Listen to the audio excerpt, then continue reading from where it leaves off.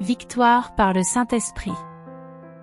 Il n'y a que deux forces dans le monde, la force du mal et la force de la justice, et il y a une guerre puissante qui dure depuis des générations, la guerre entre Dieu et Satan. Une fois, on m'a posé cette question quand j'ai parlé devant des jeunes, pourquoi Dieu a-t-il fait le diable? Ma réponse était la suivante, Dieu n'a jamais fait le diable. Laisse-moi expliquer. Dans Ésaïe 14, nous voyons que Lucifer était autrefois l'un des êtres les plus beaux et les plus sages de tous les êtres créés. Les anges, comme vous le savez, sont des êtres créés. Avant que Dieu ne crée l'homme, il a créé des légions d'anges. Dans sa création d'anges, il a donné à 3 anges, Michael, Gabriel et Lucifer un pouvoir plus grand que n'importe lequel des autres anges. Lucifer, dans la parole de Dieu, est appelé le fils du matin, et il a reçu une position d'autorité sur un tiers de tous les anges que Dieu avait créés. Un jour, il est devenu évident qu'il était jaloux de Dieu, de son autorité, de son pouvoir et de son culte.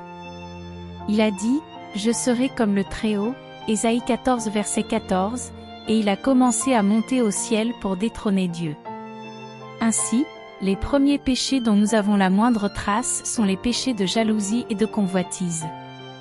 Puis quelque chose s'est produit. En colère, Dieu a jeté Lucifer sur la terre, ne lui enlevant pas son pouvoir, mais lui laissant un esprit désincarné.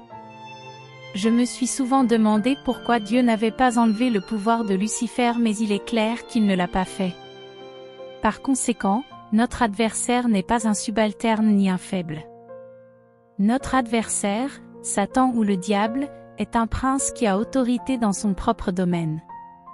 Il n'y a qu'un seul qui a un plus grand pouvoir que Satan, et c'est Dieu.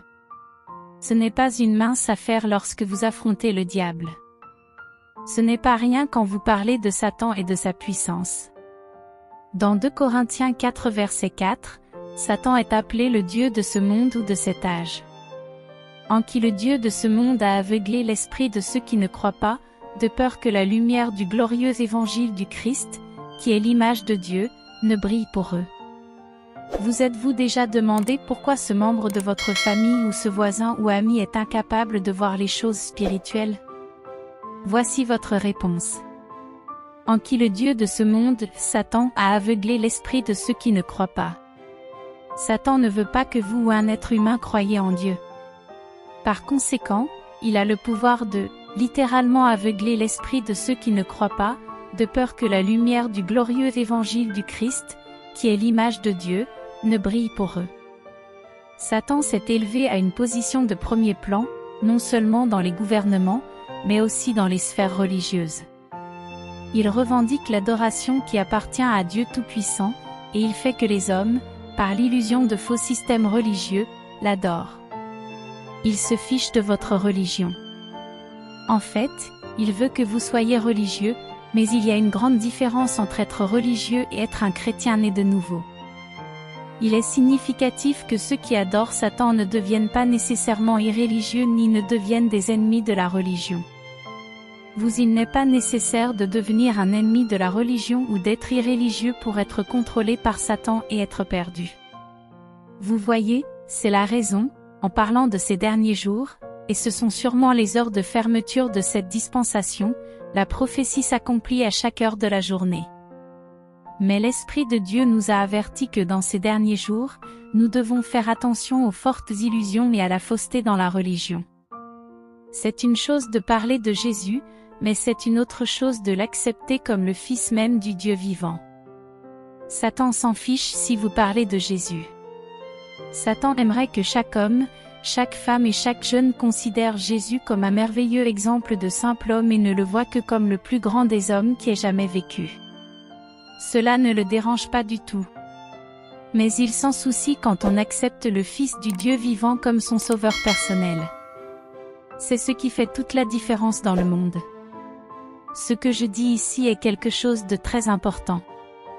Vous pouvez devenir un adepte d'un système religieux, mais s'il ne se concentre pas sur le Seigneur Jésus-Christ, ni ne reconnaît l'autorité souveraine du Dieu Tout-Puissant, c'est un système religieux qui se centre sur la contrefaçon de Satan. Ainsi, Satan peut vraiment être appelé le dieu de ce monde.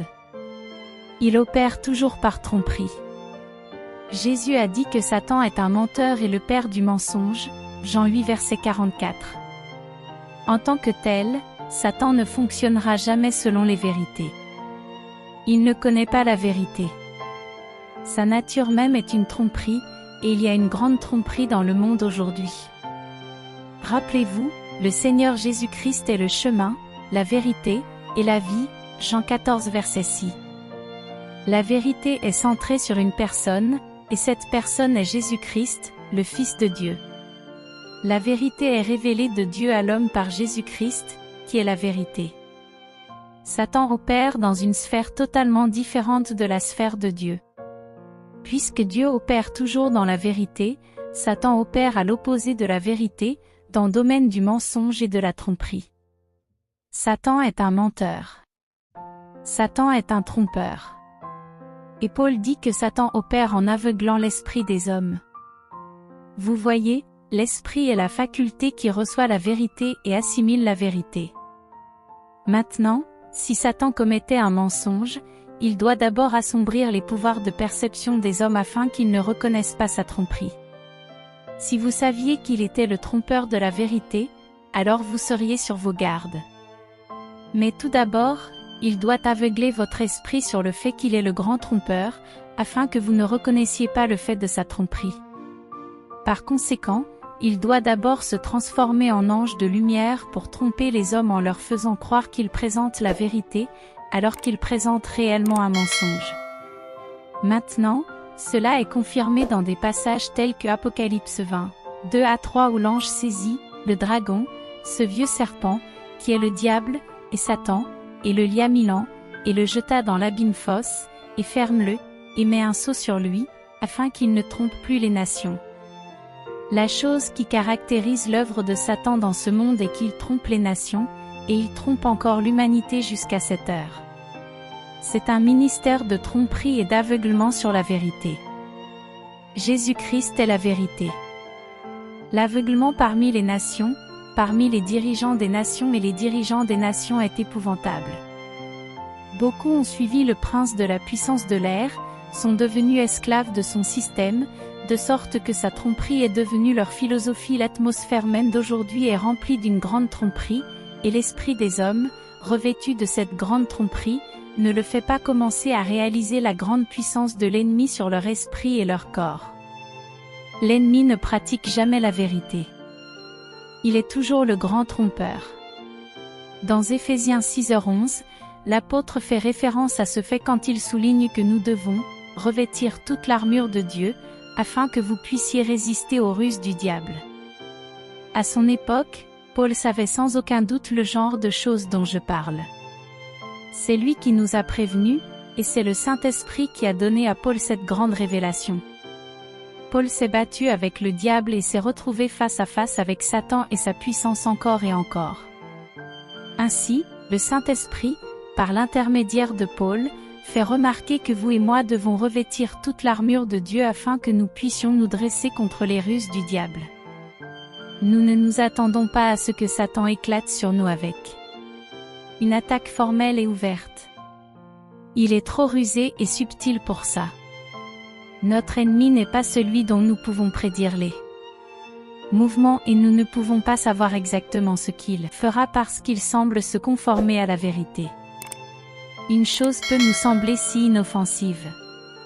Les débuts peuvent paraître très innocents, mais la chose grandit.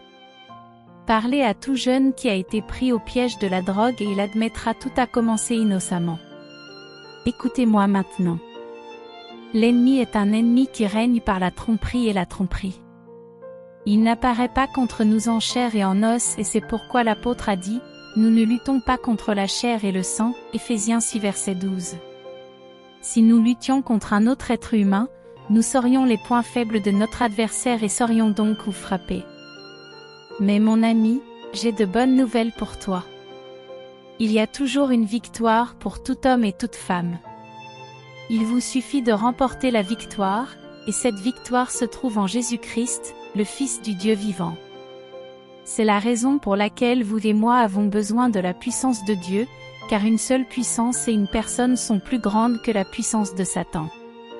Cette puissance est la puissance du Seigneur Jésus-Christ à travers la personne du Saint-Esprit. Vous n'avez pas à être vaincu sur un seul point si vous avez accepté Christ comme votre Sauveur, car vous et moi sommes plus que vainqueurs par lui, le Christ, qui nous a aimés. Romains 8 verset 37.